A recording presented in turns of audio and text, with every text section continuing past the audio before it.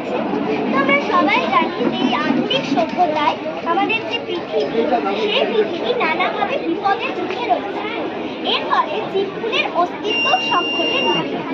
সুস্থভাবে স্বাভাবিকভাবে জীবনযাপনের যে উপযুক্ত পরিবেশ, সেই পরিবেশ আস্তে আস্তে হারিয়ে যাচ্ছে। যেমন অরণ্য প্রকৃতি ধ্বংস, অরণ্য প্রাণী ধ্বংস, মূল্যবান সম্পদের অপচয় এবং দূষিত পরিবেশ। তো এরকম নানা বিপদ থেকে পৃথিবীকে রক্ষা করার জন্য আমাদের যা যা করণীয় সেগুলো আমি মডেলটিতে দেখিয়েছি।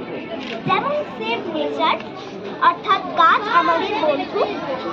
তো এই বর্তমান যুগে বন কেটে বসতি স্থাপন করা হচ্ছে, যার ফলে পৃথিবীর প্রকৃতি ও অরণ্য ধ্বংস হয়ে যাচ্ছে। সেই জন্যই গাছের পরিমাণও কমে যাচ্ছে। তাই আমাদেরকে বেশি করে গাছ লাগাতে হবে, যাতে এই পৃথিবীতে গাছের পরিমাণ আরও বাড়ে।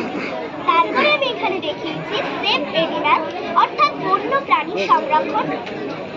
তো এই বর্তমান যুগে একদিকে বন বা অরণ্যভূমি কমে যাচ্ছে, আর অন্যদিকে বিজ্ঞানের ও নানা যন্ত্রের কুপ্রভাবে বহু প্রাণী অবলুপ্ত হয়ে যাচ্ছে।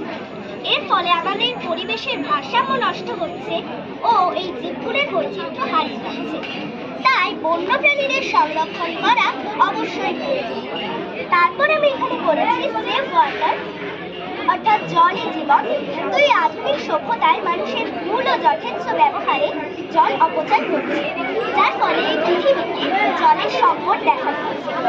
তাই আমাদের দরকার জল নষ্ট না করে জলকে সঠিক নিয়মে ব্যবহার করা।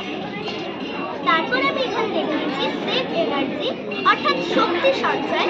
তোমরা সবাই জানি যে এই পৃথিবীতে কোনো কিছু করার জন্য শক্তির প্রয়োজন, অর্থাৎ এই আধুনিক সভ্যতার অন্যতম মূল চালিকা শক্তি বৈদ্যুতিক শক্তি। তাই বিদ্যুতের অপচয় করা উচিত নয়। পাশাপাশি সৌরশক্তি ও বায়ুর গতিশক্তির দ্বারা আমাদের প্রয়োজনীয় শক্তির চাহিদা পূরণ করা দরকার। তারপরে আমি এখানে দেখিয়েছি ইউজ ডাস্টবিন, অর্থাৎ বর্জ্যমুক্ত বিশ্ব। এখানে আমি দেখিয়েছি পচনশীল বর্জ্য এবং অপচনশীল বর্জ্য, ওয়েট ওয়েস্ট আর ড্রাই ওয়েস্ট। তো সাধারণত মানুষের জীবনযাপনে তৈরি হওয়া বা শিল্প কলকারখানার অপ্রয়োজনীয় বস্তুই হলো বর্জ্য বা আবর্জনা। তো এই বর্জ্য বা আবর্জনা আমাদের পরিবেশ এবং আমাদের স্বাস্থ্যের ক্ষতি করছে। তাই আমাদের যেখানে সেখানে ময়লা আবর্জনা না আমি একটু অনুরোধ করবো, বিভিন্ন স্কুল থেকে যেসব ছাত্রছাত্রীরা এসছো